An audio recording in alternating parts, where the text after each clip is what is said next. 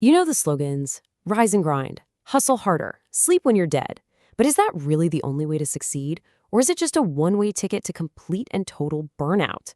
Well, today we are diving deep into Daymond John's book, Rise and Grind, because it offers a totally different way to think about the hustle, one that's actually about building a life that matters. Daymond John actually kicks off his book with this quote from the Dalai Lama. And wow, it hits hard, doesn't it? Because it's a trap so many of us fall into. You get so focused on the chase, the grind, that you totally forget what you were chasing in the first place. And that is the huge problem with the old way of thinking about work. So this brings us to the big question, the one we all have to ask ourselves. What is your grind for? Are you just running on a hamster wheel, day in and day out, heading straight for burnout? Or are you actually building something meaningful? The whole argument in Rise and Grind is that the answer lies in completely redefining how we approach the grind itself. Now, let's be super clear. This is not about working less. I mean, come on, Daymond John is all about the hustle. But what if the goal wasn't just to work harder, but to work with intention, with purpose? It's about having a strategy that actually fuels your life instead of just draining it dry. And you can really see the difference right here. On one side, you've got the old hustle, burnout, being available 24/7, basically sacrificing your life for the job. But the Rise and Grind philosophy, it flips that script completely. It's about a purposeful pursuit, using your energy strategically, and finding a grind that fuels your life. So, how in the world do we make that shift? Well, it all starts with one absolutely crucial element. The very first principle of the rise and grind mindset is that a sustainable hustle has to be powered by something real, a genuine driving passion. Without that, you're just running on fumes and you're not going to last long. Daymond tells this amazing story about actress and entrepreneur Catherine Zeta-Jones. When she was a kid, someone called her precocious. Now, instead of getting offended, she actually went home, looked it up in the dictionary, and found out it meant she was advanced for her age. And from that day on, she just decided, you know what? I'm going to own that. And just listen to what was driving her. It was never about the fame or the money. Her passion was for the craft itself. She wanted to be on the stage, not just on magazine covers. And that kind of internal drive, that's what gets you through the incredible pressure that comes with any career. And this wasn't just talk. Daymond actually tried to hook her up with this super easy endorsement deal for her home goods line. A quick paycheck. And she turned it down flat. Why?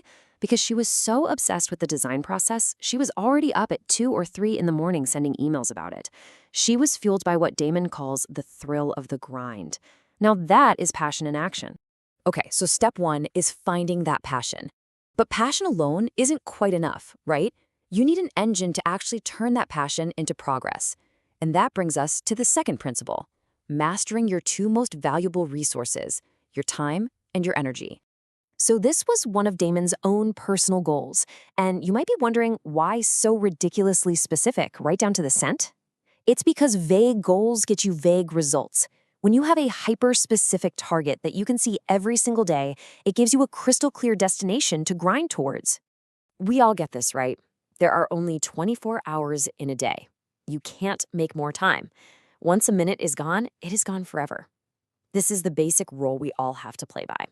But what if we've been focusing on the wrong resource this whole time? And this is the big aha moment. While time is finite, your energy isn't. It's a renewable resource. You can strategically recharge your energy, and that gives you way more capacity to get things done within the time you actually have. This idea is a total game changer. This is what he calls strategic renewal. It's the intentional practice of recharging your batteries. It could be a short nap, a workout, or even just some quiet time. The point is to come back to your work sharper, more focused, and way more productive.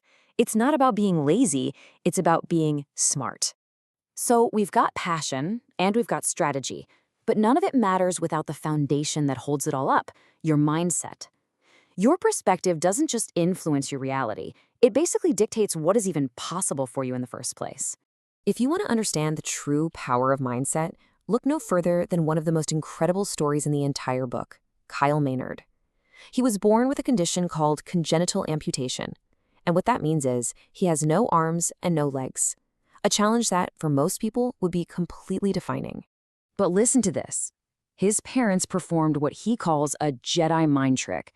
They just decided he wasn't disabled, and he adopted that mindset as his own reality. He didn't even know the name of his condition until he was 18 years old, because in his mind, the label just didn't matter. It didn't define him. And just look at what that mindset unlocked for him. He taught himself to type on a normal keyboard, he played football, he wrote a best-selling book, and he climbed Mount Kilimanjaro on his elbows and knees in what he calls a 30-mile bear crawl. His mindset, not his physical body, was what determined what was possible. It's just unbelievable. Daymond also shares another pretty extreme example of mindset, this one from Gary Vaynerchuk. To stay grateful and keep his perspective in check, even with his massive success, Gary uses this mental exercise that is, well, frankly, it's pretty shocking. I know, that is a jarring thing to read, but think about the purpose behind it.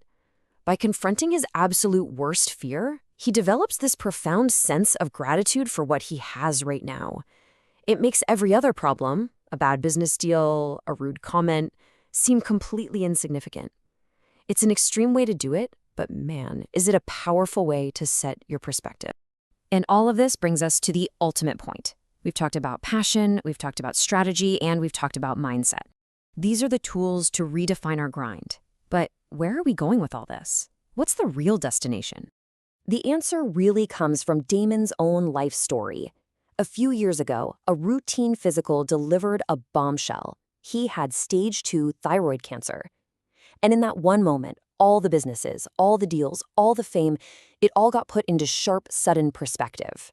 As the anesthesia started to take hold before his surgery, his mind didn't go to FUB or Shark Tank. He pictured his 3 daughters. And his final thought was, this is what success looks like. This is why I rise and grind. His family, they were his true bottom line. The grind was just the tool he used to provide for them. And that is the question Rise and Grind really leaves us with. It's so easy to get lost in the hustle, to think the work itself is the prize. But the real goal is to build a grind that serves your life's true purpose. Your grind might pay the bills, sure, but does it give you a reason to be alive? That's the thought to hold on to.